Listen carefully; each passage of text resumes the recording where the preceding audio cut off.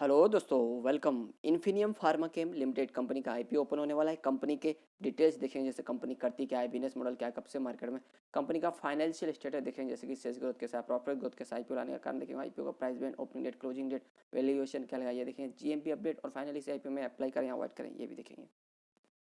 तो दोस्तों, जैसे मैंने आपको कंपनी का नाम बताया, इन्फिनियम फार्मा केम आईपीओ, जो कि 31 मार्च को ओपन हो रहा है और 5 अप्रैल 2023 तक चलेगा। अभी कंपनी करती क्या, कब से मार्केट में, तो कंपनी की स्थापना नवंबर 2003 में हुई, यानी कि 19 साल से भी ज़्यादा से कंपनी का मार्केट में प्रेजेंस है। और अभी कंपनी करती क्या है, कंपनी यहाँ मैन्युफैक्चरिंग करती है और सप्लाई करती है आयोडीन डेरिवेटिव्स और एपीआईज, और आयोडीन से रिएक्शन करके जो ड्रग्स बनती है, ये भी कंपनी बनाती है।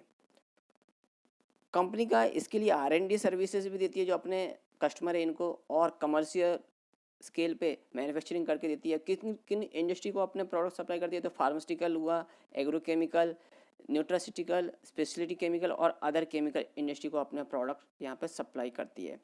कंपनी का मैन्युफैक्चरिंग यूनिट जो कि गुजरात में है, जो 4100 स्क्वायर मीटर में फैला हुआ है। यहाँ कंपनी के पास FDA सर्टिफाइड है कंपनी पे, जो कि जो ड्रग कंपनियां हैं उनको ये कंपलसरी है।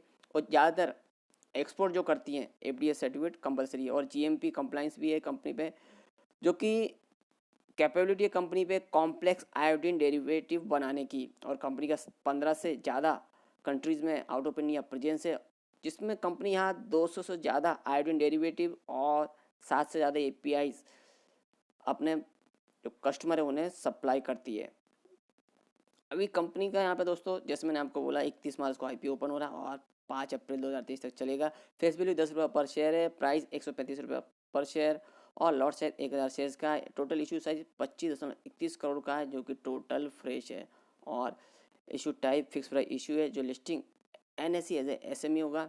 ये टाइम टेबल में देखें तो मार्च 31 को आईपीओ ओपन, 5 अप्रैल तक चलेगा, 11 अप्रैल को अलॉटमेंट होगा, 12 अप्रैल को जिन्हें अलॉटमेंट नहीं मिलेगा उनका पैसा रिफंड किया जाएगा, और 13 अप्रैल को जिन्हें अलॉटमेंट मिलेगा उनके डीमेट अकाउंट में शेयर क्रेडिट होंगे। और लिस्टिंग 17 अप्रैल को है।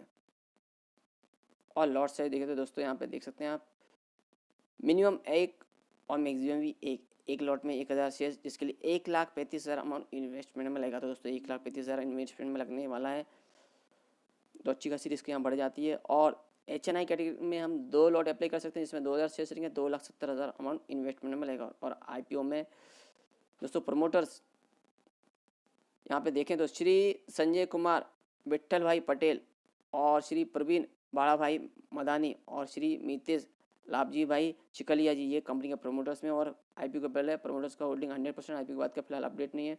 और दोस्तों कंपनी का फाइनेंशियल देखें तो आप देख सकते हैं यहाँ पे फिगर्स लैक्स में है। मार्च 20, मार्च 21, मार्च 22 और सितंबर 22, यानी मार्च से इसकी हाफ ईयरली फिगर है। मार्च 20 में कंपनी का एसेट लगभग दो 2,244 लाख का, जो कि मार्च 21 में बढ़ के 3,500 लाख का, और मार्च 22 में बढ़ के 6,000 लाख का लगभग, और सितंबर 22 तक 7,000 लाख से भी ज़्यादा का देखने को मिला। तो एसेट देखते हैं ईयर बेस पे कंपनी के बढ़े हैं।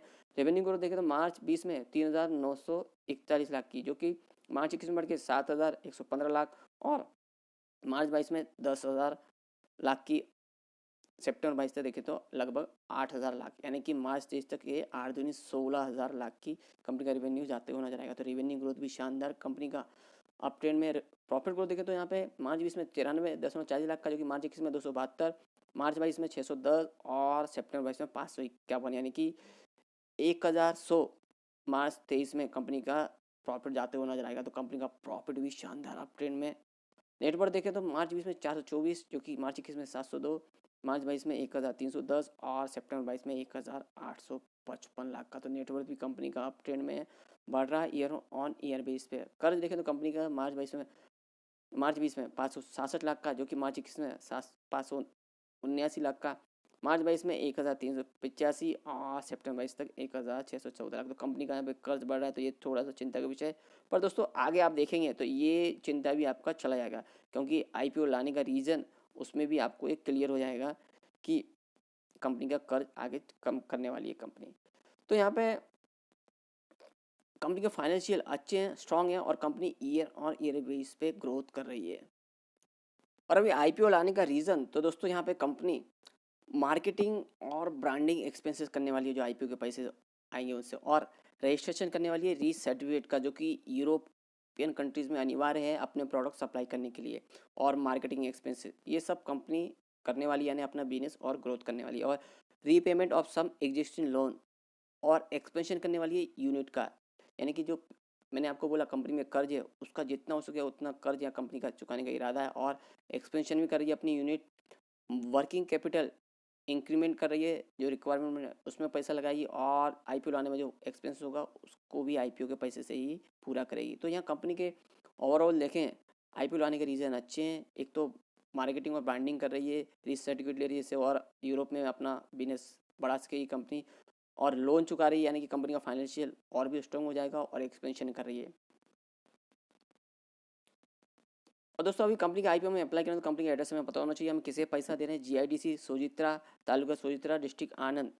Phone number, email ID, website आप और भी यहाँ कंपनी की डिटेल चेक कर सकते हैं। रजिस्टर कंपनी का विक share services private limited, phone number, email ID. Register का वेबसाइट हमें अलॉटमेंट स्टेटस चेक करने के लिए उपयोगी पड़ेगा। वैल्यूएशन मार्जिन देखें तो फाइनेंशियल ईयर 2022 के हिसाब से EPA 60.07, P ratio 2.25, return network 40.61%। तो देख सकते हैं दोस्तों रिटर्न नेटवर्क कैसे पड़ रहा है ईयर बेस पे। और N A V 128.88। R O C देखे तो दोस्तों यहाँ पे ईयर बेस पे अपडेट में यहाँ 74% का है, यहाँ 57 और 68% का था पहले। ईवीटा 11.07%, ये भी इंक्रीज हो रहा है ईयर बेस पे। और डेट इक्विटी 3.24 है। तो दोस्तों यहाँ कंपनी का फाइनेंशियल स्ट्रॉन्ग है। और जो कंपनी का जो वैल्यूएशन है वो भी कंपनी यहाँ ठीक ठाक लगाया हुआ है, उल्टा बोलेंगे थोड़ा सस्ता ही लगाया हुआ है। अभी जीएमपी अपडेट देखें तो दोस्तों आप देख सकते हैं जीएमपी फिलहाल अपडेट नहीं है, ना तो कोष्टक ना तो सब्जेक्ट टू। तो दोस्तों ये जीएमपी आगे अपडेट हो सकता है। और अभी कंपनी के आईपीओ में अप्लाई करें अवॉइड करें, तो दोस्तों यहाँ कंपनी के फाइनेंशियल एकदम स्ट्रॉन्ग है। कंपनी का एक नेगेटिव पॉइंट है, कंपनी पे कर्ज है, तो कंपनी आईपीओ के पैसे से वो भी कम करने वाली है। तो कंपनी के फाइनेंशियल एकदम स्ट्रॉन्ग हो जाते हैं। और कंपनी अपने एक्सपेंशन भी कर रही है, तो कंपनी का अभी आगे चल कर रेवेन्यू ग्रोथ और भी अप ट्रेंड में जाता हुआ नजर आएगा। कंपनी ओवरऑल देखें सभी चीज़ें अच्छी हैं और कंपनी आगे और यहाँ पे ग्रोथ दर्ज करेगी। तो दोस्तों इस कंपनी के आईपीओ में आप अप्लाई करें और लॉन्ग टर्म व्यू से इसमें बने रहें। पर आईपीओ आने पर थोड़ी क्वांटिटी सेल कर दें, क्योंकि ऐसे में आईपीओ में ज़्यादातर लॉट बड़े रहते हैं, तो आप थोड़ा क्वांटिटी इसमें सेल कर दीजिए करें, क्योंकि रिस्क भी बनी रहती है। और भी आईपीओ आ रहे हैं और भी अपडेट आते रहेंगे। अपडेट के लिए please like share subscribe my channel.